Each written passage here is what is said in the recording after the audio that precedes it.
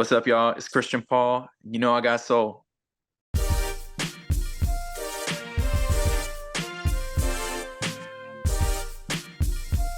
Just introduce yourself to really the readers and the people that will watch this. Tell me how you got Yeah. to start in R&B and not necessarily even R&B, just your music and singing in general. Just kind of talk about that. Yeah. Well, I mean, musically, R&B soul is my first love. No question. So my name is Christian Paul. I'm 24. I was born and raised in South Alabama, a small town called Andalusia. And man, some of my earliest memories are of my dad, just showing me hundreds upon hundreds of songs. Um, Primarily R&B songs. And there's one memory in particular that sticks out to me where he played uh Jodeci's MTV Unplugged session for me. And I listened to their cover of Lately by Stevie Wonder, which was actually my introduction to that song. I heard their version first and then started listening to Stevie's. But I just remember being, gosh, I was probably 10 years old, thinking, I want I want to excel as a vocalist that way. Like I want to grow in my skill as a vocalist, like that.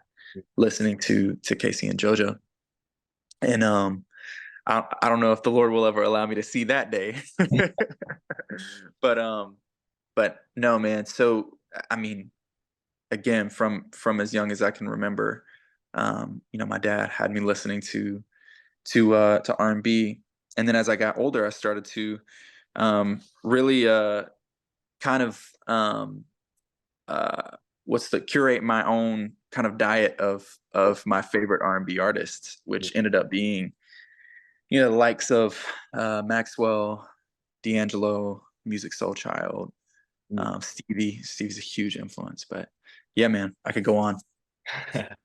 Now, those all sound like, and not to be corny, soulful artists, Um, Hmm. but Music Soul Child, one of my personal favorites, D'Angelo as well. So that's Yeah. really why I gravitate towards your sound and your voice and your music. Why don't you just tell me a little bit about some specific albums maybe that really have also influenced you outside of the ones that the singles and the artists that you mentioned? Yeah, yeah, totally, man. I mean, some specific albums um, are I just want to sing, um, Music Soul Child, Urban Hang Suite, Voodoo. I think about Intervisions, Stevie. So all of these are, I remember again when I started curating kind of my own, um, you know, uh, playlists and whatnot. That's what these playlists are filled with. And it kind of got to a point where I wasn't. I'm 15 years old and I'm not listening to music that was current at the time. 15, 16, 17. I'm not really listening to new music. I'm getting all of my influence and my inspiration Yeah, from then, yeah, and I think what um I love what the new R&B artists are doing, but I think undoubtedly um we wouldn't sound the way that we sound if not for what I would consider like the golden era of R&B soul. So agreed, agreed. That's no hate, no shade to the many no, great artists that are still they're coming. excellent, Yes, excellent artists out here, man. yes, Yeah. I agree. But it's definitely there's a difference, and you really have to show your appreciation for that time. I know you mentioned you're 24, I'm 25, so it's the same thing. I was just listening to stuff that was really not popular for like when we were growing up, but Yeah. I was listening to, Brandy, Monica, like you said, D'Angelo music, Neo, Usher, like that's all I was Mhm. about, you know. And Yeah. I feel like anytime an artist has that in them, a little bit of it, it always just brings back that feeling that we love and we need. Um, Right. Tell me a little bit about how you got your vocal ability. If I didn't mention your voice, fire, I love it. I really do feel a lot of soul in your voice. So talk about just growing that. I know you mentioned not getting to, AC and JoJo and Jodeci and all that level, but you never know, man. You know. Man, we'll see. We'll see. Yeah. So I mean, I was first an instrumentalist. So my parents gifted me a drum set when I was about 4. Mm. Had a family friend come over who, was a great musician, and he uh, he taught me drums, and then he taught me guitar at 10. My older brother is a guitarist, so I learned from him as well. And yeah, man. So just slowly started learning different instruments, and then when I was around 10 or 11, I started attempting to sing. Mhm. And dude, I would because I had already learned some piano, I would just sit at my keyboard for hours a day, just trying to expand my range. And I'm like YouTubing vocal agility exercises, and I'm listening to to Kim Burrell and all of these other singers trying to mimic what they're doing. And yeah, so I mean, early days, bro, I was I was not a good singer. I've discovered some videos from me as an 11-year-old where I'm hitting some sour notes. Not to say that that doesn't happen today, because it definitely does. But um, yeah, bro. So I'd say I really didn't start growing comfortable as a vocalist until I was about 16, Mm. say 15 or 16. I was in a vocal group um, at 14, between the ages of 14 and 15. And one of the members of that vocal group, um, his name is Jackson Owens, has one of the most incredible voices, R&B voices. Just a soulful dude with a lot of the same um, inspirations, but his family on top of that, just insane singers. Oh yeah. And so I think being around them, hearing that level of excellence, his dad, pushing us as vocalists and whatnot. Um, I left that group, um, taking what I learned and diving into my influence that much more, um, and growing into my own as a growing into being able to hold my own as a singer, I think. So yeah, man, 16, 17 years old, is when I really started to grow comfortable with my voice. Because Gotcha. there was a little period there where my voice is breaking. I'm going through puberty, and I lost like all of my head voice, which is, I mean, I sing a lot in my head voice falsetto range now. Mm. So it took some years to rebuild that. Yeah. I think Hmm. that's a scary thing too. You know, Yeah. I heard Usher also went through something similar. Just when I always listen to interviews, do research. But something, same type of thing. He was growing up and he's like, dang, I'm losing what I'm comfortable with and what I know. So I can't imagine that happening, but obviously, thank God you got into a good place with your voice now and Yeah. you're showing it to the world. Yeah, man. I think, at that time I was looking at male vocalists in popular music and seeing that they were all tenors. Mhm. Tenors are countertenors. You got a guy like Bruno who is just singing in the stratosphere in his chest voice. Yeah. And I'm like, man, that's not me. That's not what the Lord gave me. It's not how he designed me here. So I was recognizing some legitimate limitations, but then I'm digging into Maxwell and D'Angelo and Prince, and I'm seeing these are baritones. Yeah. These are baritones who have learned to utilize their head voice, and just got so much swag in their voice and so much agility, so much control. Sure, they're not countertenors, but they hold their own. They're incredible. Um, and so I started digging into to them, and finding inspiration there. Yeah. Something I've learned from just experiences and talking to other artists is when you use the voice you were given by God, Mhm. then that's when your music is just it's better. It's you. Everything it just kind of aligns with itself instead of trying to be this other person that you're really not. You know what I'm saying? But Yeah. let's go into another question. Um, kind of just tell me about, again, I read about your Apple Music bio a little bit. Working with these producers and songwriters that were at the like the beginning of Rihanna's career, like how did that link up happen? I have their names. I have it. Yeah. My notes got deleted for some reason, so I had the names. But Yeah. if you want to talk about collabing with them and how that kind of that happened.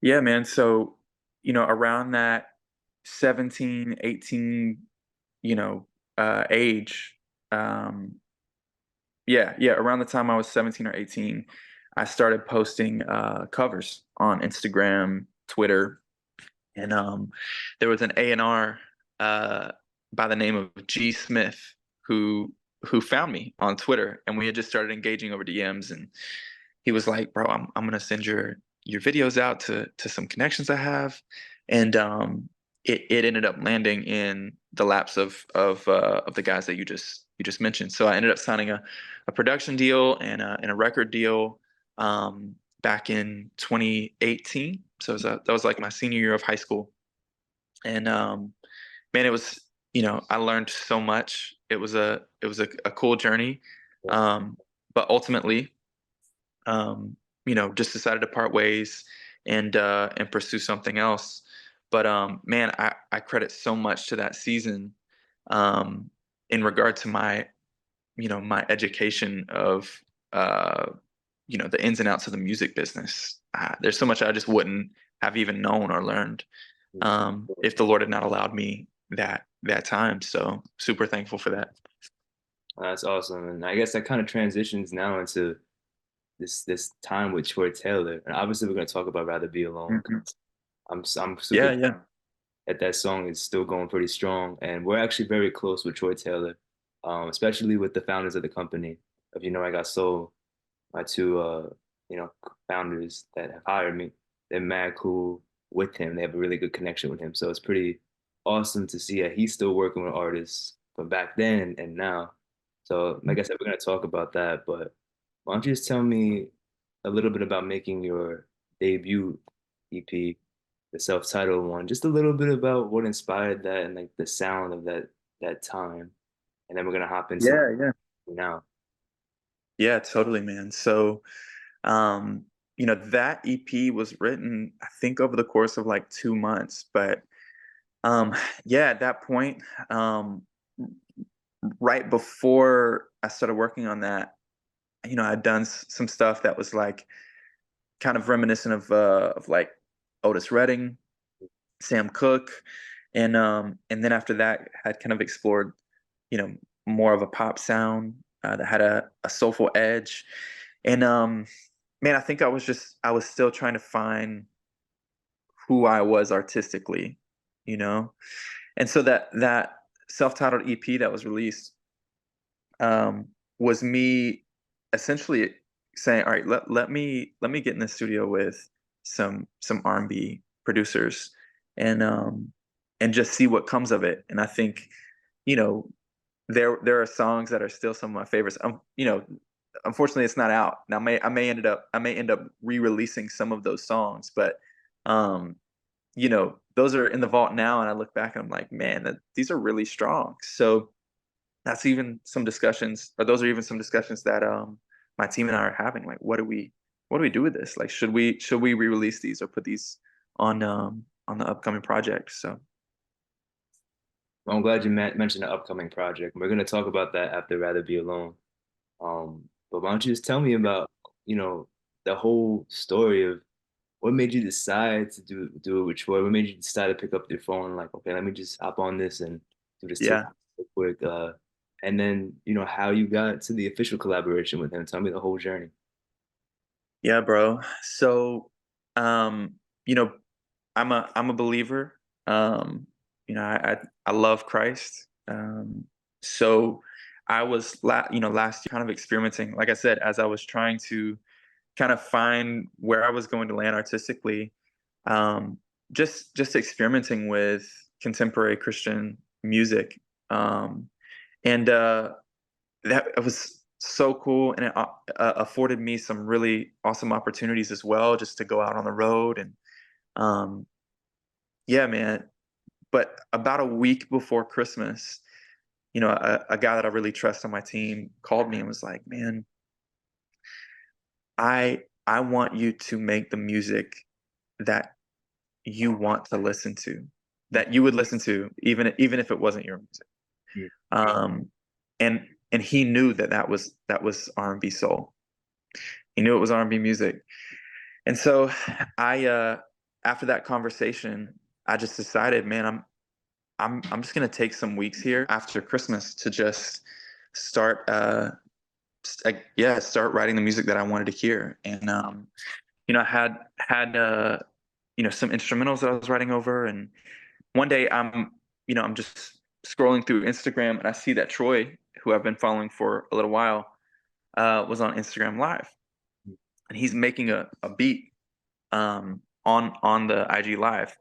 And I think the series he was doing was a series to show producers, beat makers, how to make nostalgic instrumentals um, with a modern edge. And that very first live was of him producing out the instrumental that ended up being "Rather Be Alone." And so I saw these guys commenting on the live. They were like, "Hey, Troy, send this to me, and I'll write something over it. I'll get it back to you ASAP." And it just got my wheels turning, man. I was like, "Man, I want to write something over this," but it sounds like these other guys are probably going to get to it quicker than than I will. So I decided I would just screen record the beat from that Instagram live, write over it, and then post it on Instagram to get Troy's attention. So I started writing over it, and I think it was like maybe January 3rd. So right after the New Year, um, I posted the first video, and Troy saw it within probably 20 minutes of it being posted. He reached out, and initially we were talking about "Rather Be Alone" being a song that was pitched out to other artists. So there were some artists that we had in mind, um, but then that conversation turned into, "Well, why don't you release it? Why don't you just release it?" And at that point, I'm still like trying to figure out what I should do as an artist. Like, what musical direction should I go? Because I've done all these things, but my even my wife would tell you, like, there was no other sound that I was as passionate about Mm. as um, the music that has always resonated most with me, which was R&B. So the excitement that I had about a song like "Rather Be Alone," regardless of whether I was the one that released it or not, um, was just a different level of excitement than some of the other music that I'd been releasing. So Troy goes, "Why don't you release it?" I start shooting some content and posting it up to TikTok and Instagram Reels to see what the response would be, and it far surpassed any expectation that I had. Um, and so a handful of those clips went viral on TikTok, and now the label's like looking at this and going, "We've got to release this." And I think the Lord just brought us clarity about what our plan for the new year ought to be. Um, this music is resonating not only just with me, but it's resonating with other people as well.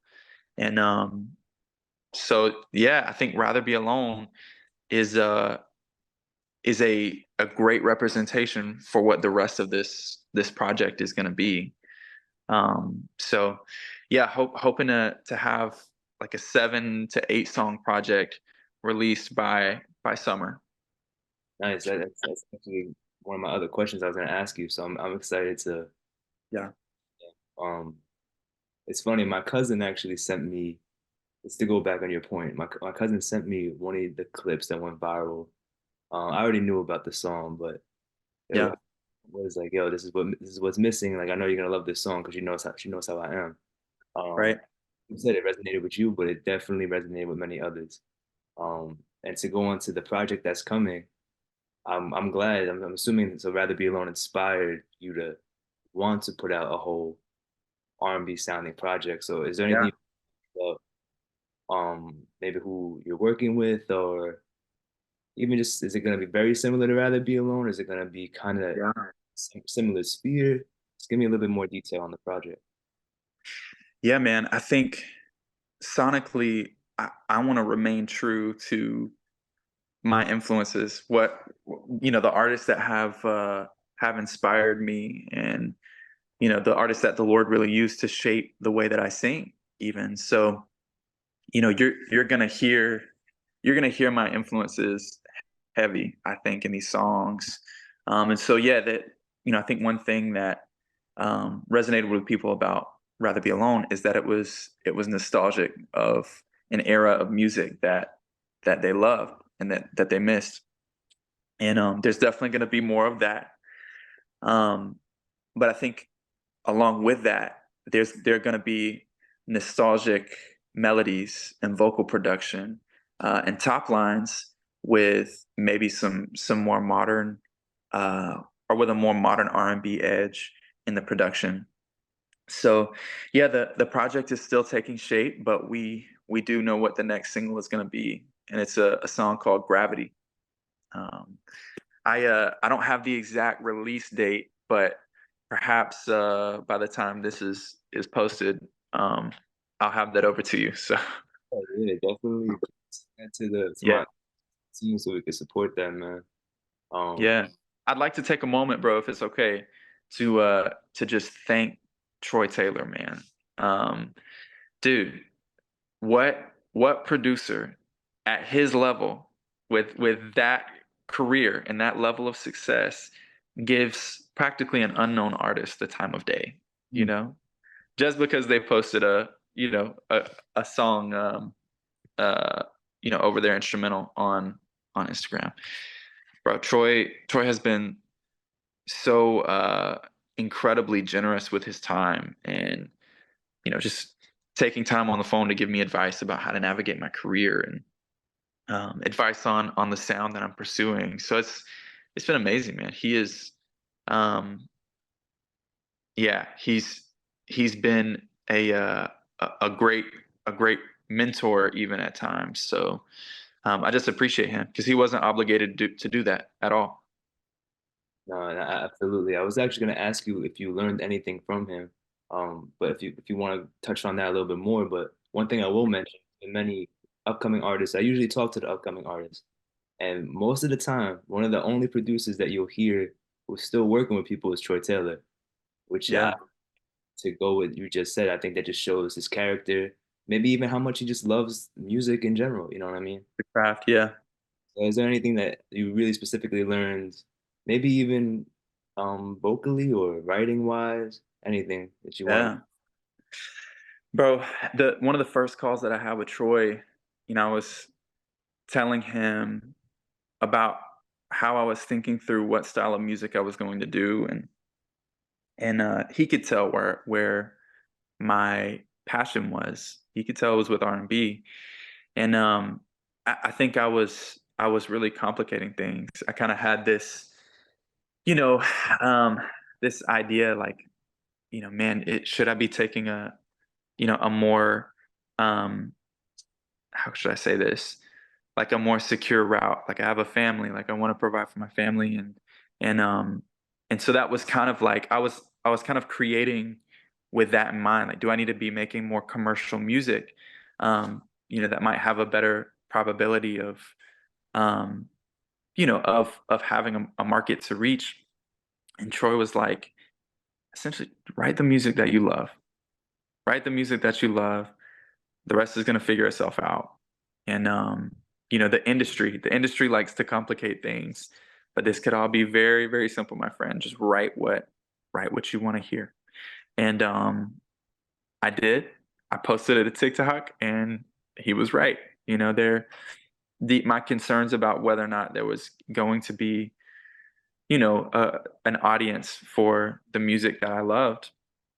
Man, it was that concern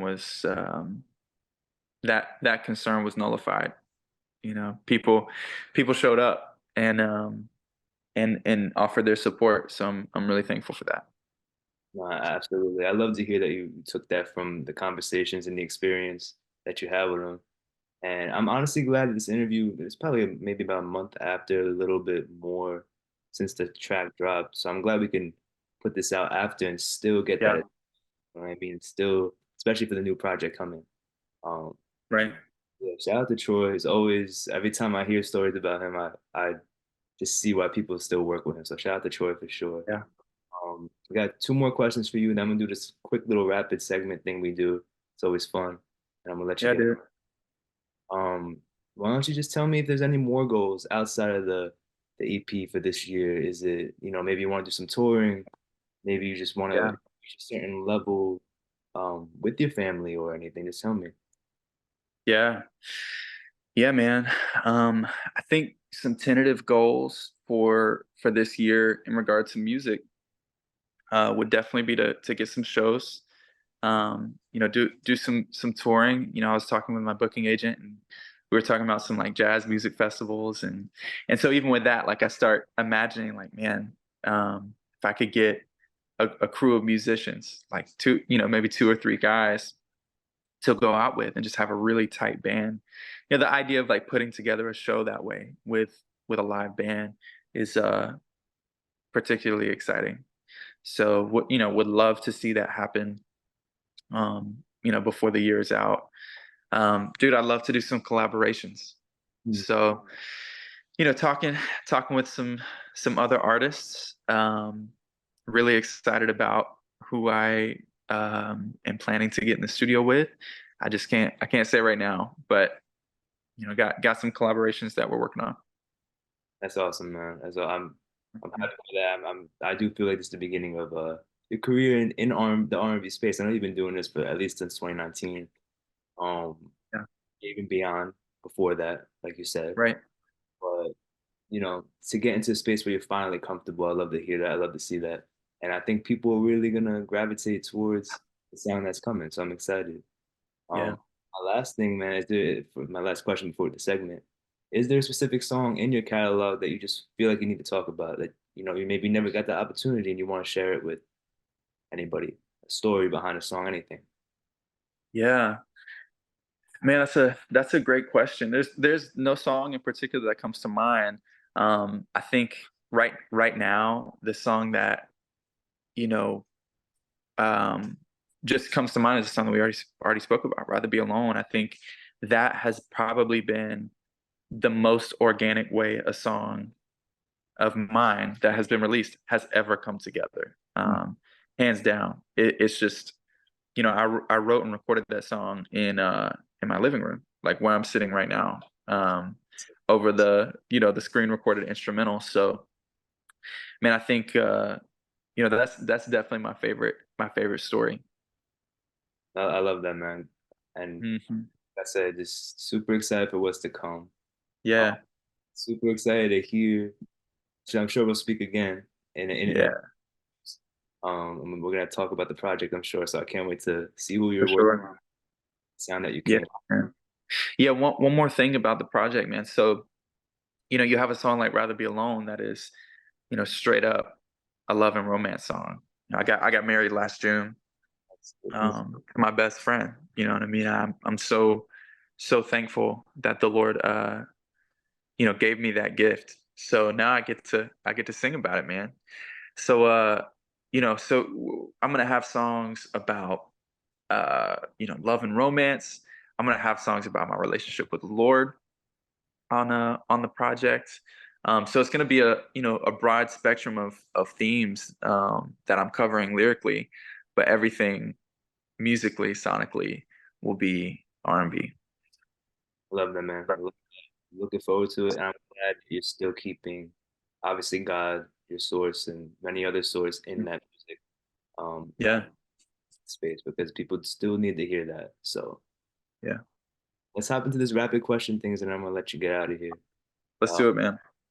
it's always one of my favorite segments. It's kind of hard at sometimes, but the first thing that comes to the top of your head, just tell me. All right. All So right. Yeah. dream collab. It could be multiples. If you want to do one, it's up to you. The dream collab. bro. All right, Maxwell, Yubba. Ooh, okay. All right. Those are two great vocalists, two great vocalists. Hmm. Song you wish you wrote. Oh wow, a song I would. Um, bro, I know this is supposed to be rapid. Oh, no, it's okay. Take your time, bro. It's hard. Um, Overjoyed, Stevie Wonder. Nice. Nice, nice, nice. One of my favorite Stevie Wonder songs is Ribbon in the Sky. Yeah. One of the best songs ever, to be honest. I love that song. Oh So shout yeah. out to his whole catalog. Uh, Hmm. how about an album you wish you were featured on? Ooh, that's already been released. Already released, yeah. Oh wow. Okay, an album I wish I was featured on, bro. I'm like thinking of albums. I'm like, I'm not even worthy to be on that. No, I'd love to collab with Tori Kelly, and she put out a song, or sorry, put out an EP recently.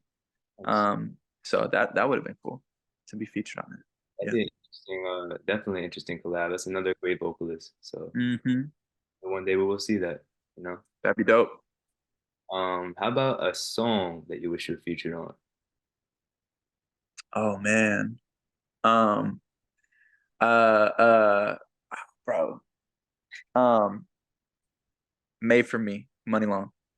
Nice, nice pick, man. That's definitely one of the songs that has come out recently that I really enjoy. You know, Yeah, yeah, mainstream artists, but shout out to yeah. Brian Cox and Jermaine Dupri. Jermaine Dupri. Yeah, dude. I was about to say the same thing. Yeah. The same thing. I Crazy. should have said that. I should have said that as well with Troy Taylor. They are also still in the game and still helping out young artists. So shout out to Brian Michael Yeah. Cox, JD for holding down the sound that they had from years in the past, and it's Oh still. yeah. Bro, Um, I first got hip to Brian Michael Cox around 14. I started listening to Day 26. nice, nice. And when I was going through the producer credits, I saw Brian Michael Cox and heard his producer tag. Hmm. Yeah, and then once you start knowing that it's him, you can hear him through so much stuff, so Oh much. yeah. Oh yeah, started going back before that, man. I mean, he's Usher and it's Yeah, incredible. legend, legend. Um, Hmm. favorite album. This is again, it's hard, but it's that's when it comes to your mind. Bro, favorite album. Bro, I'm gonna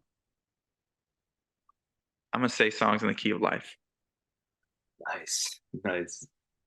Yeah. That's I can't even say anything about that because that's just it's a classic. So Yeah. Yeah. I think this is the last one I'll ask. How about an artist that we would never expect you to really draw inspiration from? Oh man, there are a few, bro. Bro, just one or can I name a few? Go ahead, it's easier that way. Eddie Vedder from Pearl Jam, Hmm. Yeah. Rivers Cuomo from Weezer.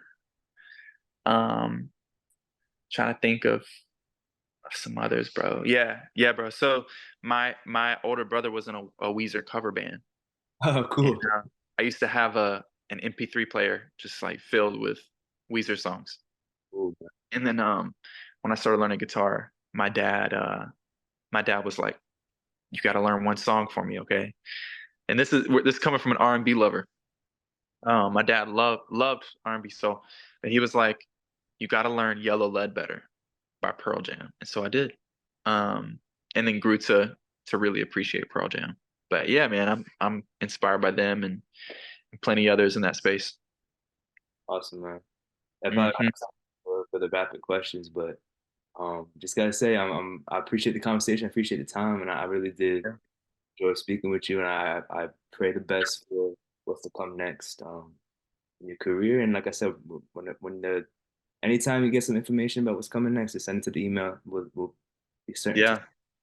So Well, man, I so appreciate your time and the just the opportunity to share about what's going on. So thank you.